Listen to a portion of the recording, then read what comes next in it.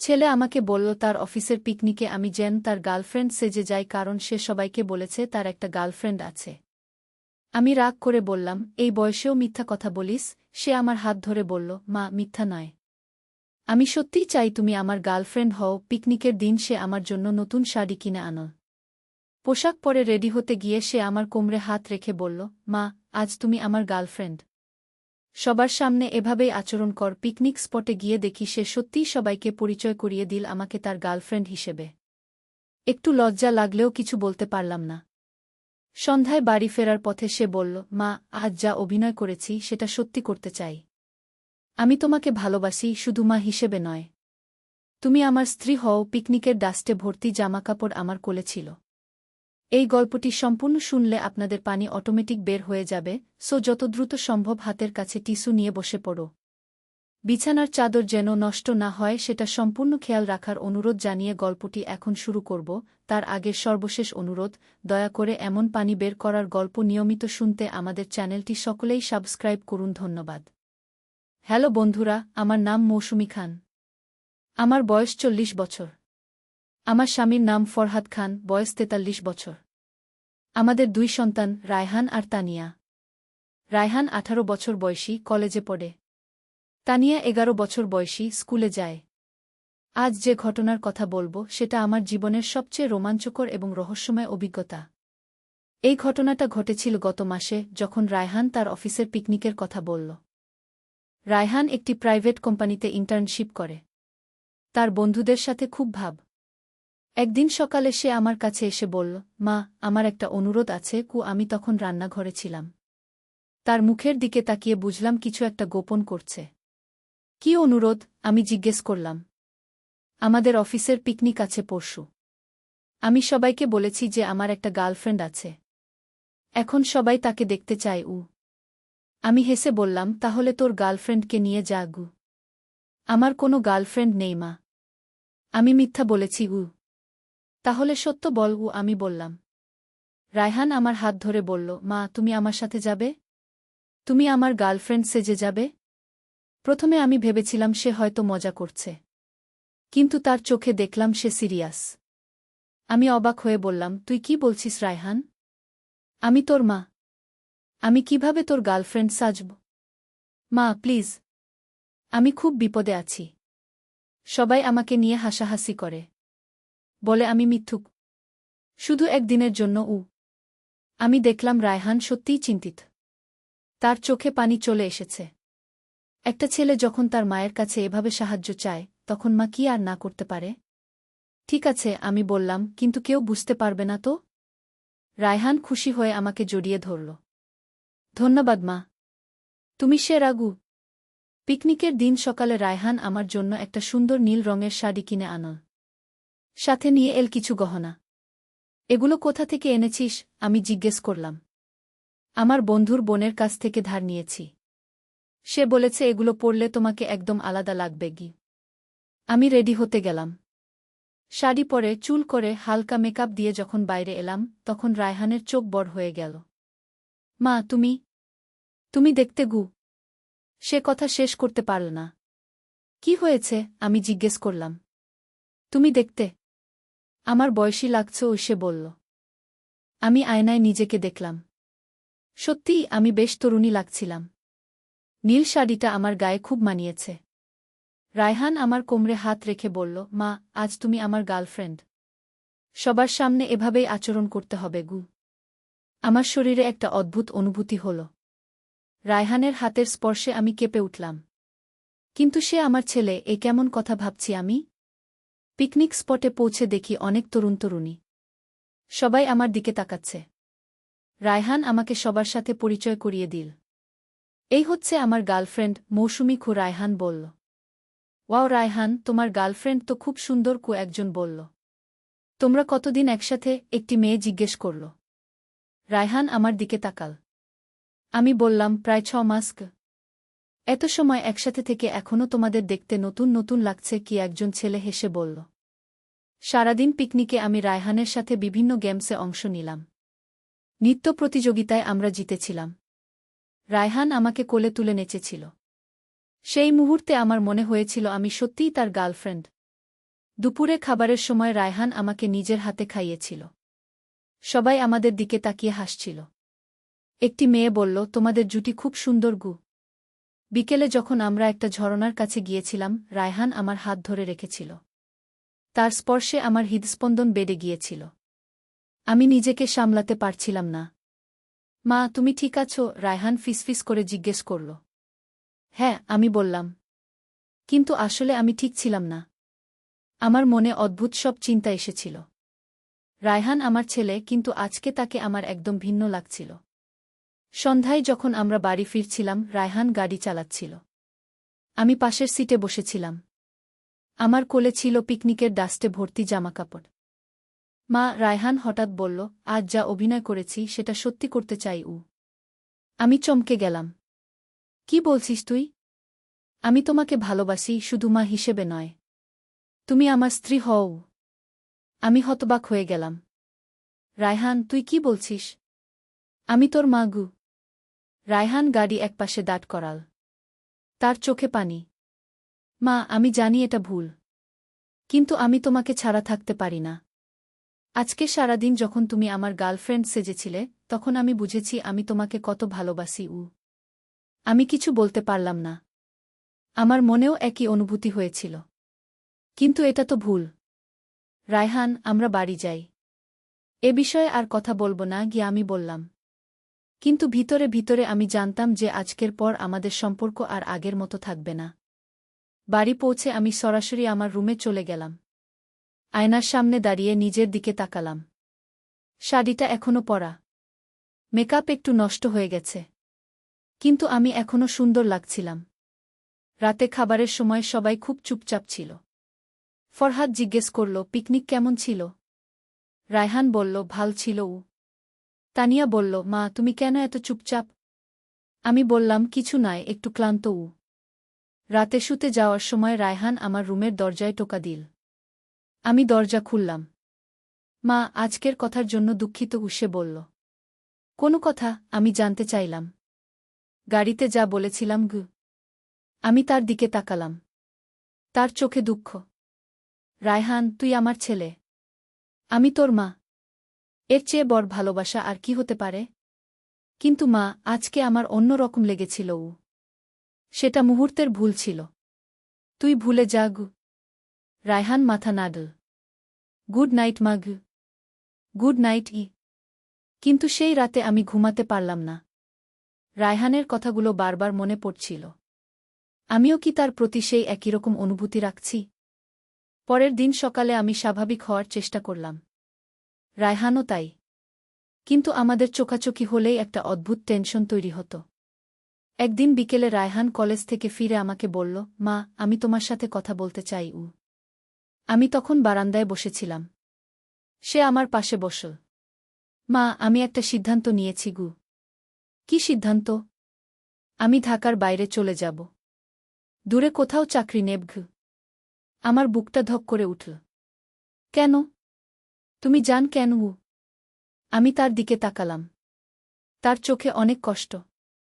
রায়হান, তুই পালিয়ে যাওয়ার কথা ভাবছিস কেন? আমি জানি আমার অনুভূতি ভুল। কিন্তু আমি এটা নিয়ন্ত্রণ করতে পারছি না। তোমার কাছে থেকে আমি নিজেকে কন্ট্রোল করতে পারি না গি। আমি তার হাত ধরলাম। রায়হান, তুই আমার সবচেয়ে প্রিয় মানুষ। তোর জন্য আমি সব করতে পারি। কিন্তু যা তুই চাইছিস সেটা সমাজ মেনে নেবে না গি। আমি জানি মা। তাই আমি চলে যেতে চাই। আমার চোখে পানি এল। তুই চলে গেলে আমি বাঁচব কিভাবে? রায়হান আমাকে জড়িয়ে ধরল। মা, তুমি আমাকে ভুলে যাবে গু। না রায়হান। আমি তোকে কখনো ভুলতে পারব না গি। সেই রাতে আমি অনেক ভেবেছিলাম। রায়হানের প্রতি আমার অনুভূতি কি? আমি কি তাকে শুধু ছেলে হিসেবেই দেখি, নাকি অন্য কিছু হিসেবেও?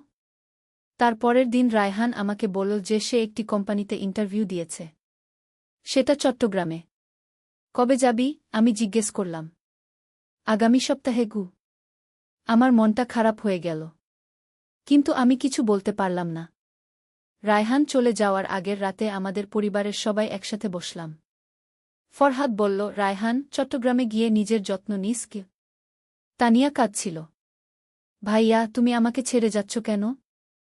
রায়হান তানিয়াকে কোলে নিয়ে বলল, আমি চাকরির জন্য যাচ্ছি। তুমি বড় হলে আমার কাছে আসবি গু। আমি চুপচাপ সবকিছু দেখছিলাম। রায়হান মাঝে মাঝে আমার দিকে তাকাচ্ছিল। তার চোখে অনেক কষ্ট। পরের দিন সকালে রায়হান চলে গেল। আমি তাকে বিদায় দিতে পারলাম না। আমার খুব কান্না পাচ্ছিল। রায়হান চলে যাওয়ার পর আমাদের বাড়িটা যেন ফাঁকা হয়ে গেল। আমি তার রুমে গিয়ে বসতাম।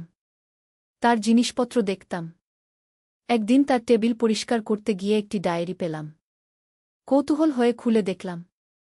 সেখানে রায়হান আমার সম্পর্কে লিখেছে। মা, তুমি জান না আমি তোমাকে কত ভালোবাসি। শুধু মা হিসেবে নয়, একজন নারী হিসেবেও। আমি জানি এটা ভুল। কিন্তু আমার হৃদয় তোমাকেই চায়। আমি তোমার কাছ থেকে দূরে চলে যাচ্ছি, কিন্তু তোমাকে ভুলতে পারব না গি। ডায়েরিটা পড়ে আমার চোখে পানি এল। রায়হান সত্যিই আমাকে ভালোবাসে। আমি কি করব? সেই রাতে আমি রায়হানকে ফোন করলাম। হ্যালো মা, রায়হান বলল। তুই কেমন আছিস? ভালো আছি। তুমি কেমন আছো? তোর ছাড়া ভালো নেই উ। একটু চুপ থাকার পর রায়হান বলল, মা, আমিও তোমাকে খুব মিস করছি উ। রায়হান, আমি তোর ডায়েরি পড়েছি উ। রায়হান চুপ হয়ে গেল। তুই সত্যিই আমাকে ভালোবাসিস? হ্যাঁ মা। কিন্তু আমি জানি এটা ভুল উ। কে বলেছে এটা ভুল? রায়হান অবাক হল। মা, তুমি কি বলছ? আমিও তোকে ভালোবাসি রায়হান। সেই পিকনিকের দিন থেকেই আমি বুঝেছি গু। মা কিন্তু আমাদের সমাজ এটা মেনে নেবে না গি। রায়হান কাঁদতে শুরু করল। তাহলে আমরা কি করব মা? আমি জানি না রায়হান। আমি জানি না গু। সেই রাতের পর আমরা প্রায় ফোনে কথা বলতাম। আমাদের মধ্যে একটা অন্যরকম সম্পর্ক তৈরি হয়েছিল। আমরা জানতাম এটা ভুল, কিন্তু আমাদের হৃদয় অন্য কথা বলত। 3 মাস পর রায়হান ছুটিতে বাড়ি এল। আমি তাকে দেখে অভিভূত হয়ে গেলাম। সে আরও পরিণত হয়েছে। আরও সুদর্শন লাগছে। সে আমাকে জড়িয়ে ধরল। মিস ইউ মাগ। আমিও তোকে খুব মিস করেছি উ। সেই রাতে রায়হান আমার রুমে এল। আমরা অনেকক্ষণ কথা বললাম। তার চাকরির কথা, নতুন শহরের কথা। মা, আমি একটা সিদ্ধান্ত নিয়েছি গু। কি সিদ্ধান্ত? আমি তোমাকে বিয়ে করতে চাই উ। আমি চমকে গেলাম। রায়হান, তুই কি বলছিস? মা, আমি তোমাকে ছাড়া বাঁচতে পারি না। আমি চাই তুমি আমার স্ত্রী হও। কিন্তু আমি তো তোর মা গু। আমার কাছে তুমি আমার প্রিয়তম নারী। আমি তোমাকে ভালোবাসি উ। আমি তার মুখের দিকে তাকালাম। তার চোখে আন্তরিকতা। আমিও তাকে ভালোবাসি। কিন্তু এই সম্পর্ক কি সম্ভব? রায়হান, সমাজ আমাদের মেনে নেবে না গি। আমরা দূরে কোথাও চলে যাব, যেখানে কেউ আমাদের চেনে না গি। আমি ভাবলাম, ফরহাদের সাথে আমার সম্পর্ক এমনিতেও ভালো নয়। তানিয়া বড় হয়ে গেছে।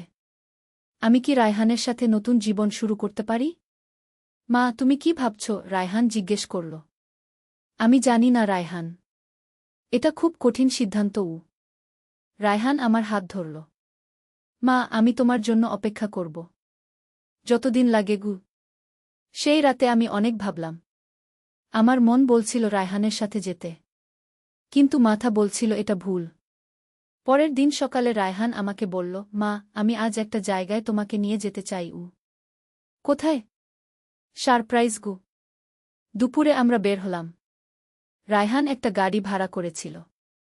আমরা শহর থেকে বেরিয়ে গেলাম। প্রায় 2 ঘন্টা গাড়ি চালানোর পর আমরা একটি পাহাড়ি এলাকায় পৌঁছলাম। সেখানে একটি ছোট কটেজ।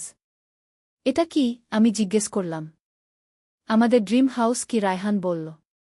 কটেজটা খুব সুন্দর। চারদিকে সবুজ গাছপালা। একটা ছোট বাগান। রায়হান, তুই এটা কিনেছিস? হ্যাঁ মা। আমি চাই আমরা এখানে একসাথে থাকি গু। কটেজের ভিতরটাও খুব সুন্দর। 2টো বেডরুম, একটা বসার ঘর, রান্নাঘর। মা, এখানে কেউ আমাদের চেনে না। আমরা স্বামী স্ত্রী হিসেবে থাকতে পারি গু। আমি চারদিক দেখলাম। সত্যিই খুব সুন্দর জায়গা। এখানে শান্তি আছে। কিন্তু রায়হান, তোর বাবা? তানিয়া? মা, তুমি তোমার খুশির কথা ভাব। তুমি কি খুশি থাকতে চাও না? সন্ধ্যায় আমরা কটেজের বারান্দায় বসলাম। চা খেতে খেতে রায়হান বলল, মা, আমি তোমাকে একটা কথা বলি। কি? আমি যেদিন প্রথম তোমাকে বলেছিলাম পিকনিকে যেতে, সেদিন আমার আসলে কোনো পিকনিক ছিল না গিয়ে। আমি অবাক হলাম। মানে? আমি মিথ্যা বলেছিলাম। আমি শুধু তোমার সাথে সময় কাটাতে চেয়েছিলাম। তোমাকে আমার গার্লফ্রেন্ড হিসেবে দেখতে চেয়েছিলাম গ। তুই আমাকে ধোঁকা দিয়েছিস। হ্যাঁ মা। কিন্তু ভালোবাসার জন্য। আমি রেগে গেলাম। রায়হান, তুই কিভাবে এমন করতে পারলি? মা, রাগ করো না। আমি জানতাম না আর কিভাবে তোমার কাছে আমার অনুভূতি প্রকাশ করব। কিন্তু হঠাৎ আমার মনে পড়ল সেই পিকনিকের দিনের কথা। আমরা সত্যিই সবার সাথে মিশেছিলাম। নাচগানে অংশ নিয়েছিলাম। কিন্তু রায়হান, সেই দিন তো সত্যিই অনেক লোক ছিল। তোর অফিসের সবাই গু। রায়হান হেসে বলল, সেগুলো আমার বন্ধুরা ছিল। আমি তাদের বলেছিলাম আমার অফিসের কলিগ সেজে থাকতে।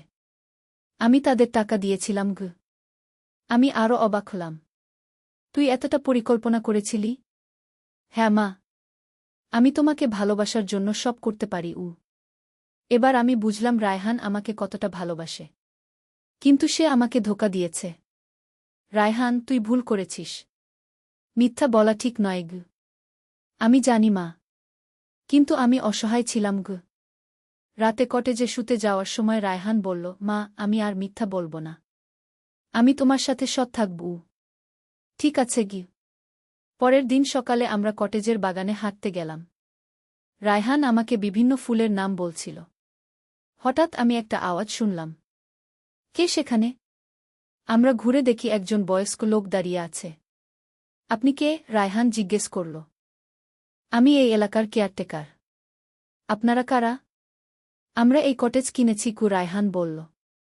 বয়স্ক লোকটি আমাদের দিকে সন্দেহের চোখে তাকাল। আপনারা স্বামী স্ত্রী? হ্যাঁ, রায়হান বলল। কিন্তু লোকটি আমাদের দিকে এমনভাবে তাকাল যেন সে কিছু সন্দেহ করছে। আপনাদের বয়সে অনেক ফারাক, লোকটি বলল। আমার বুক ধড়ফড় করতে লাগল। হ্যাঁ, আমার স্বামী আমার চেয়ে ছোটই, আমি বললাম। লোকটি মাথা নেড়ে চলে গেল। কিন্তু তার চোখে সন্দেহ ছিল। রায়হান, আমার ভয় লাগছে। আমি বললাম। কেন মা? লোকটি আমাদের সন্দেহ করছে গি। কোনো সমস্যা নেই। আমরা কিছু ভুল করিনি গি। কিন্তু আমার মন খারাপ হয়ে গেল। আমি বুঝলাম যে সমাজের চোখে আমরা ভুল। সেদিন বিকেলে আমরা বাড়ি ফিরলাম। পুরো পথে আমি চুপচাপ ছিলাম। মা, তুমি কেন এত চুপচাপ? রায়হান জিজ্ঞেস করল। আমি ভাবছি আমরা সত্যিই কি ঠিক করছি। রায়হান গাড়ি পার্কিং এ দাঁড় করাল। মা, তুমি কি আমাকে ভালোবাস না? ভালোবাসি। তাহলে সমস্যা কি? রায়হান, সমাজ আমাদের মেনে নেবে না। আমি তোর মা। এটা প্রাকৃতিক নিয়মের বিরুদ্ধে গ। রায়হান আমার হাত ধরল। মা, প্রাকৃতিক নিয়ম হচ্ছে ভালোবাসা। আমি তোমাকে ভালোবাসি। তুমি আমাকে ভালোবাস। এর চেয়ে প্রাকৃতিক আর কি হতে পারে? আমি তার কথা শুনলাম। সত্যি, ভালোবাসাই তো সবচেয়ে প্রাকৃতিক বিষয়। বাড়ি পৌঁছে দেখি ফরহাদ বাড়িতে নেই। তানিয়া বান্ধবীর বাড়িতে গেছে। আমরা দুজন একা। রায়হান আমাকে বলল, মা, আজ রাতে আমি তোমার রুমে থাকতে পারি? আমি কিছু বলতে পারলাম না। আমার হৃদয় বলছিল হ্যাঁ, কিন্তু মাথা বলছিল না। রায়হান, আমি এখনো প্রস্তুত নই গি। ঠিক আছে মা। আমি অপেক্ষা করব। সেই রাতে আমি অনেক ভাবলাম। আমি কি সত্যিই রায়হানকে ভালোবাসি? নাকি এটা শুধু একটা ভুল অনুভূতি? পরের দিন সকালে রায়হান বলল যে সে চট্টগ্রাম ফিরে যাবে। কেন? আমি জিজ্ঞেস করলাম। তুমি এখনো প্রস্তুত নও? আমি আরও কিছুদিন অপেক্ষা করব। আমার চোখে পানি এল। রায়হান, তুই চলে যেও না গে। তাহলে তুমি আমার সাথে আসবে? আমি কিছু বলতে পারলাম না। রায়হান আমাকে জড়িয়ে ধরল। মা, আমি তোমার জন্য অপেক্ষা করব। যতদিন লাগে গু। রায়হান চলে যাওয়ার পর আমি আবার একা হয়ে গেলাম। ফরহাদ তার কাজে ব্যস্ত। তানিয়া স্কুলে। আমি রায়হানের রুমে গিয়ে বসতাম। তার ছবি দেখতাম। একদিন তানিয়া আমাকে জিজ্ঞেস করল, মা, তুমি কেন সব সময় দুঃখী থাক? আমি দুঃখী নই গি। তুমি ভাইয়াকে মিস কর? হ্যাঁ গু। তাহলে তার কাছে চলে যাও। আমি অবাক হলাম। তুই কি বলছিস তানিয়া? মা, তুমি খুশি থাকলে আমিও খুশি। তুমি যদি ভাইয়ার কাছে গিয়ে খুশি থাকতে পার তাহলে যাও। তানিয়ার কথা শুনে আমার মন ভালো হয়ে গেল। সেই রাতে আমি রায়হানকে ফোন করলাম। হ্যালো মা গি। রায়হান, আমি তোর কাছে আসতে চাই। রায়হান খুশি হয়ে গেল। সত্যি মা? হ্যাঁ, আমি প্রস্তুত। কিন্তু বাবা আর তানিয়া? তানিয়া আমাকে বলেছে আমি যেন খুশি থাকি। আর তোর বাবার সাথে আমার এমনিতেই তেমন সম্পর্ক নেই গি। রায়হান কাঁদতে শুরু করল। মা, আমি তোমার জন্য অপেক্ষা করে আছি। আমি আগামীকাল আসব। পরের দিন সকালে আমি আমার জিনিসপত্র গুছিয়ে নিলাম। ফরহাদকে একটা চিঠি লিখে রেখে দিলাম। আমি খুশি থাকার জন্য চলে যাচ্ছি। তানিয়ার যত্ন নিও। তানিয়াকে স্কুলে পৌঁছে দিয়ে আমি ট্রেনে উঠলাম। চট্টগ্রাম পৌঁছে দেখি রায়হান স্টেশনে অপেক্ষা করছে। আমাকে দেখে সে দৌড়ে এসে জড়িয়ে ধরল। মা, তুমি এসেছ? হ্যাঁ, আমি এসেছি গু। রায়হান আমাকে তার ফ্ল্যাটে নিয়ে গেল। ছোট একটা ফ্ল্যাট, কিন্তু খুব সুন্দর। মা, এটা আমাদের নতুন ঘর। আমি চারদিক দেখলাম। সবকিছু রায়হান খুব সুন্দর করে সাজিয়েছে। সেই রাতে আমরা একসাথে খাবার খেলাম। রায়হান নিজেই রান্না করেছিল। মা, তুমি কি খুশি? খুশি। রায়হান আমার হাত ধরল। মা, আমি তোমাকে কখনো দুঃখ দেব না গি। আমি জানি। কিন্তু হঠাৎ আমার ফোন বাজল। ফরহাদের নাম্বার। হ্যালো। আমি ফোন ধরলাম। মৌসুমী, তুমি কোথায়? ফরহাদের কণ্ঠস্বর রাগে কাঁপছে। আমি চলে এসেছি গু। কোথায়? আমি রায়হানের দিকে তাকালাম। সে মাথা নাড়ল। আমি বলতে পারব না গি। তুমি পাগল হয়ে গেছ? বাড়ি ফিরে এসো গু। আমি আর ফিরব না গি। ফোন কেটে দিলাম। রায়হান বলল, মা, তুমি চিন্তা করো না। আমি তোমার যত্ন নেব। কিন্তু আমার মন খারাপ। আমি কি ঠিক করেছি? আমি কি সত্যিই সব ছেড়ে এসেছি? রাতে শুতে যাওয়ার সময় রায়হান বলল, মা, আমি আজ তোমার পাশে শুতে পারি? আমি তার দিকে তাকালাম। তার চোখে ভালোবাসা। হ্যাঁ গু। সেই রাতে আমরা একসাথে শুলাম। রায়হান আমাকে জড়িয়ে ধরে রাখল। আমার মনে হল আমি সত্যিই তার স্ত্রী। পরের দিন সকালে ঘুম থেকে উঠে দেখি রায়হান চা বানিয়ে এনেছে। মা, তোমার কেমন লাগছে? ভালো। আমি অফিসে যাব। তুমি বাড়িতে থাকবে? হ্যাঁ গু।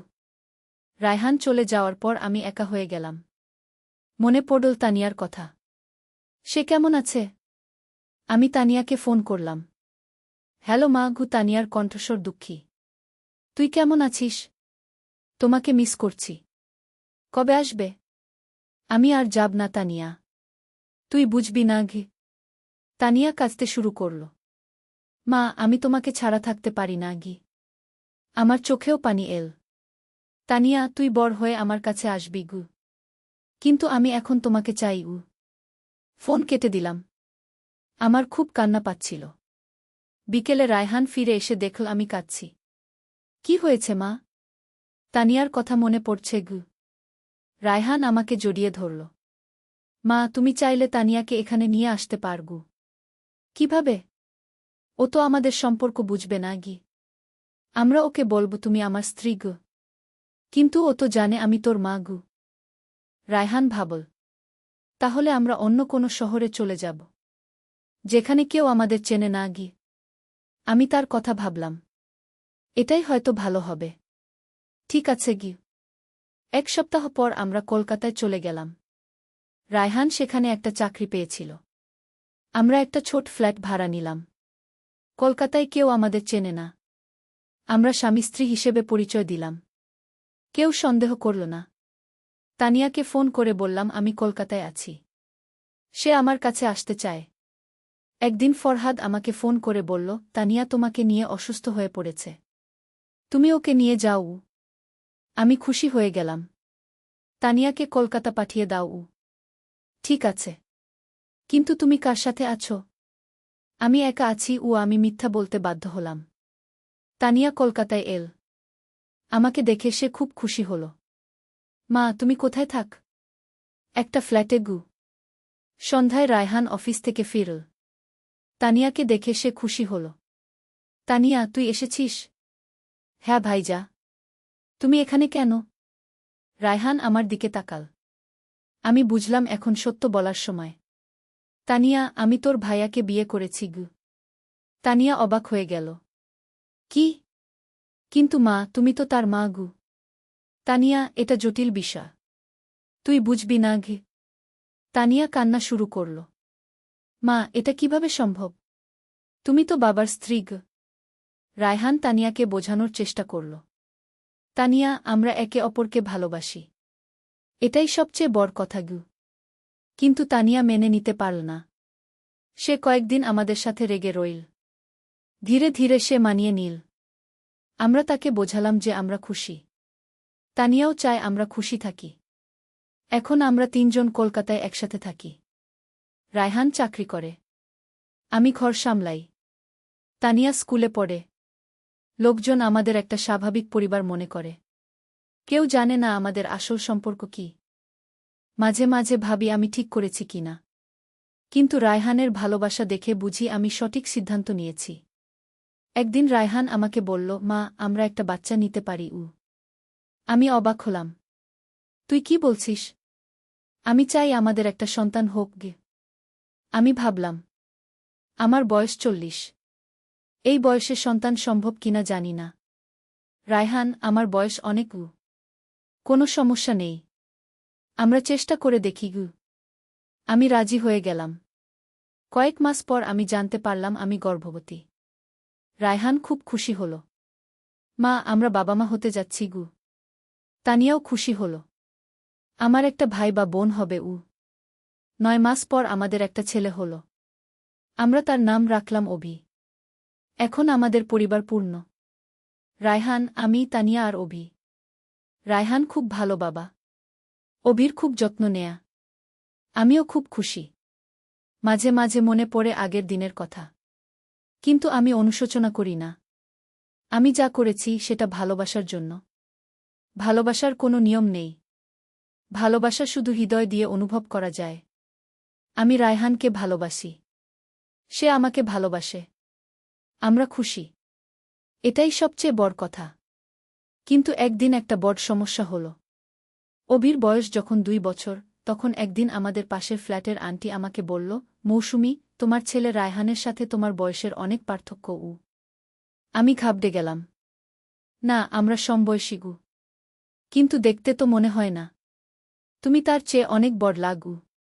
সেই রাতে রায়হানকে বললাম এই কথা। মা, চিন্তা করো না। লোকে অনেক কথা বলে গি। কিন্তু আমার মন খারাপ হয়ে গেল। মানুষ কি আমাদের সন্দেহ করতে শুরু করেছে? পরের সপ্তাহে আরও বড় সমস্যা হল। তানিয়ার স্কুলে একজন শিক্ষক আমাকে জিজ্ঞেস করল, তানিয়ার বাবা কে? রায়হান নাকি তানিয়ার বাবা? আমি কিছু বলতে পারলাম না। রায়হান আমার স্বামী গু। কিন্তু তানিয়া বলেছে রায়হান তার ভাই উ। আমি বুঝলাম তানিয়া ভুল করে স্কুলে সত্য বলে ফেলেছে। বাড়ি এসে তানিয়াকে জিজ্ঞেস করলাম, তুই স্কুলে কি বলেছিস? আমি বলেছি রায়হান ভাইজা আমার ভাই উ। তানিয়া, তুই তো জানিস আমরা এখানে বলি রায়হান আমার স্বামী গু। কিন্তু মা, সে তো আসলে আমার ভাই উ। আমি বুঝলাম তানিয়ার পক্ষে এই মিথ্যা বলে যাওয়া কঠিন। রায়হান বলল, আমাদের অন্য শহরে চলে যেতে হবে গু। আবার? হ্যাঁ মা। আমাদের আর কোনো উপায় নেই গি। এইবার আমরা দিল্লি গেলাম। আবার নতুন ঠিকানা, নতুন পরিচয়। দিল্লিতে আমরা বলি তানিয়া আমার প্রথম স্বামীর মেয়ে। রায়হান আমার দ্বিতীয় স্বামী। অভি আমাদের ছেলে। এই গল্পটা বিশ্বাসযোগ্য লাগল। কেউ সন্দেহ করল না। কিন্তু এইভাবে মিথ্যা বলে বলে আমার মন খারাপ হয়ে গেল। আমরা কি সারা জীবন এভাবে মিথ্যা বলে বেঁচে থাকব? একদিন রায়হানকে বললাম, আমি আর পারছি না। এইভাবে মিথ্যা বলতে বলতে আমি ক্লান্ত উ। তাহলে আমরা কি করব মা? আমি জানি না গু। সেই সময় হঠাৎ একদিন ফরহাদের ফোন এল। মৌসুমী, তোমার সাথে দেখা করতে চাই উ। কেন? আমি সব জানি। তুমি কোথায় আছো, কার সাথে আছো উ? আমার বুক ধড়ফড় করতে লাগল। তুমি কি জান? তুমি রায়হানের সাথে আছো। তোমাদের একটা বাচ্চাও হয়েছে গি। আমি ভয় পেয়ে গেলাম। তুমি কিভাবে জানলে? আমি একজন গোয়েন্দা নিযোগ করেছিলাম। সে সব খুঁজে বের করেছে গু। তুমি কি করবে? আমি পুলিশে রিপোর্ট করব। ফোন কেটে দিলাম। আমার হাত কাঁপছে। রায়হানকে বললাম সব কথা। মা, আমরা পালিয়ে যাই। কোথায়? বিদেশে। কিন্তু আমাদের কাছে এত টাকা নেই যে বিদেশে যেতে পারি। পরের দিন সকালে দরজায় টোকা পড়ল। খুলে দেখি দুজন পুলিশ। আপনি মৌসুমী খান? হ্যাঁ আপনার বিরুদ্ধে অভিযোগ এসেছে আমি বুঝলাম ফরহাদ সত্যিই পুলিশে রিপোর্ট করেছে। কি অভিযোগ? আপনি আপনার নিজের ছেলের সাথে অবৈধ সম্পর্ক করছেন রায়হান এগিয়ে এল। অফিসার সাহেব, এটা সত্য নয় তাহলে সত্য কি? রায়হান দ্রুত বুদ্ধি করল। এই মহিলা আমার স্ত্রী। কিন্তু আমার পূর্বের স্ত্রীর প্রাক্তন স্বামী আমাদের হয়রানি করছে পুলিশ কনফিউজড হয়ে গেল। মানে? এই মৌসুমী আমার স্ত্রী। তানিয়া তার প্রথম স্বামীর মেয়ে। অভি আমাদের ছেলে। কিন্তু তার প্রাক্তন স্বামী আমাদের বিরুদ্ধে মিথ্যা কেস করেছে আমি বুঝলাম রায়হান খুব চালাকি করেছে। সে আমাদের আসল পরিচয় লুকিয়ে রেখেছে। পুলিশ আমাদের কিছু কাগজপত্র দেখতে চাইল। রায়হান দ্রুত কিছু ফেক ডকুমেন্ট বানিয়ে ফেল। পুলিশ সেগুলো দেখে চলে গেল। কিন্তু আমি বুঝলাম আমরা আর নিরাপদ নেই। ফরহাদ আমাদের খুঁজে বের করেছে। সেই রাতে আমরা দিল্লি ছেড়ে অন্য শহরে চলে গেলাম। এইবার গেলাম জয়পুরে। জয়পুরে আমরা আবার নতুন নাম নিলাম। আমার নাম হল প্রিয়া শর্মা। রায়হানের নাম হল অমিত শর্মা। কিন্তু এইভাবে পালিয়ে পালিয়ে বেড়ানো খুব কষ্টকর। আমাদের টাকাও শেষ হয়ে যাচ্ছে। একদিন রায়হান বলল, মা, আমি একটা বড় চাকরি পেয়েছি। কিন্তু সেটা আমেরিকায়। আমেরিকায়? হ্যাঁ। আমার এক বন্ধু সেখানে আছে। সে আমার জন্য ভিসার ব্যবস্থা করেছে আমি খুশি হলাম। আমেরিকায় গেলে আমরা নিরাপদ থাকব। কিন্তু ভিসার জন্য অনেক কাগজপত্র লাগে। আমাদের আসল পরিচয় লাগবে। রায়হান, আমাদের যদি আসল কাগজপত্র দিতে হয় তাহলে সবাই জানতে পারবে রায়হান ভাবল। আমার বন্ধু বলেছে সে ফেক ডকুমেন্ট বানিয়ে দেবে কিন্তু সেটা তো অবৈধ মা, আমাদের আর কোনো উপায় নেই আমি রাজি হয়ে গেলাম। 3 মাস পর আমাদের ভিসা হয়ে গেল। আমরা আমেরিকা যাওয়ার জন্য প্রস্তুত। বিমানবন্দরে যাওয়ার আগে তানিয়া বলল, মা, আমি বাবার কাছে ফিরে যেতে চাই। আমি চমকে গেলাম। কেন? আমি এই মিথ্যা জীবনে থাকতে চাই না। আমি আমার আসল পরিচয়ে থাকতে চাই। আমার চোখে পানি এল। তানিয়া ঠিকই বলেছে। আমরা তাকে একটা মিথ্যা জীবনে টেনে এনেছি। ঠিক আছে তানিয়া, তুই বাবার কাছে ফিরে যাগ। কিন্তু মা, তুমি আমাকে ছেড়ে চলে যাচ্ছ। তানিয়া, আমি রায়হানকে ছাড়তে পারি না। আর রায়হানও আমাকে ছাড়তে পারে না। তানিয়া কাঁদতে শুরু করল। মা, আমি তোমাকে ছাড়তে চাই না আমিও কাঁদলাম। তানিয়া, তুই বড় হয়ে আমার কাছে আসবি তানিয়াকে বিমানবন্দরেই ফরহাদের কাছে পাঠিয়ে দিলাম। আমি, রায়হান আর অভি আমেরিকার উদ্দেশ্যে রওনা দিলাম। আমেরিকায় পৌঁছে আমরা একটা নতুন জীবন শুরু করলাম। রায়হান একটা ভালো চাকরি পেয়ে গেল। আমি একটা পার্ট টাইম জব নিলাম। অভি স্কুলে ভর্তি হল। সে খুব মেধাবী ছেলে। এখানে কেউ আমাদের আসল পরিচয় জানে না। আমরা স্বামী স্ত্রী হিসেবে পরিচিত। কিন্তু আমি প্রতিদিন তানিয়ার কথা মনে করি। তার সাথে কথা বলার জন্য মন চায়। একদিন সাহস করে তানিয়াকে ফোন করলাম। হ্যালো মা। তানিয়ার কণ্ঠস্বর বদলে গেছে। সে এখন বড় হয়েছে। তুই কেমন আছিস? ভালো আছি। তুমি কোথায়? আমেরিকায়। কবে আসবে? আমি আর বাংলাদেশে ফিরব না তানিয়া তানিয়া কান্না শুরু করল। মা, আমি তোমাকে খুব মিস করি আমিও। অভি কেমন আছে? ভালো আছে। স্কুলে পড়ছে তার একটা ফটো পাঠাও। ঠিক আছে কথা বলতে বলতে আমার খুব কান্না পেল। তানিয়াকে ছেড়ে আসা আমার জীবনের সবচেয়ে কঠিন সিদ্ধান্ত ছিল। আমেরিকায় 5 বছর কেটে গেল। অভি এখন 7 বছর বয়স। সে খুব সুন্দর ছেলে হয়েছে। রায়হানের চাকরি খুব ভালো চলছে। আমরা একটা সুন্দর বাড়ি কিনেছি। কিন্তু আমার মনে সবসময় একটা কষ্ট থেকে যায়। আমি আমার মাকে দেখতে পারি না। তানিয়াকে দেখতে পারি না। একদিন রায়হান আমাকে বলল, মা, তুমি কি খুশি? খুশি, কিন্তু কিছু কষ্ট আছে গি। কি কষ্ট? আমার পরিবারের কথা মনে পড়ে গু। রায়হান আমাকে জড়িয়ে ধরল। মা, আমি তোমার সব কষ্ট দূর করতে চাই। তুই পারবি না রায়হান।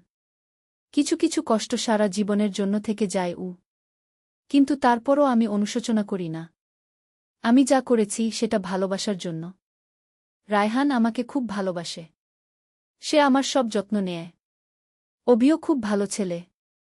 আমাদের জীবন এখন শান্তিপূর্ণ। কেউ আমাদের অতীত নিয়ে প্রশ্ন করে না। মাঝে মাঝে ভাবি জীবনটা কত অদ্ভুত। আমি একজন মা থেকে একজন স্ত্রী হয়ে গেছি। আমার নিজের ছেলের স্ত্রী। কিন্তু প্রেম আর ভালোবাসার কি কোনো নিয়মকানুন আছে? আমি মনে করি না। আমি রায়হানকে ভালোবাসি। সে আমাকে ভালোবাসে। আমরা একসাথে খুশি। এটাই যথেষ্ট। আজ যখন এই গল্প বলছি তখন আমার বয়স ৪৫।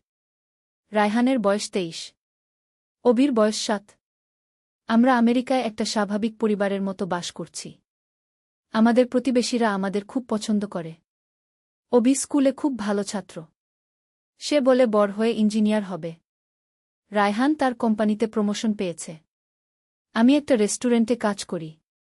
আমাদের জীবন এখন অনেক স্থিতিশীল।